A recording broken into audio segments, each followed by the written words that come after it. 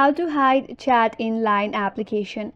Hi everyone, this is Kate and welcome back to another video, and in this video I will show you how you can hide chat in Line application. So without further ado, let's get started. First of all, launch the Line application in your mobile device and make sure that you're logged into your account.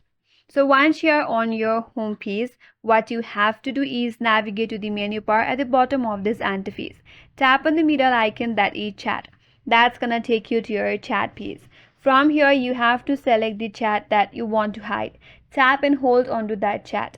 Now you have an option to hide your chat. Tap on hide and then again tap on hide. And with that, the chat will be now hidden.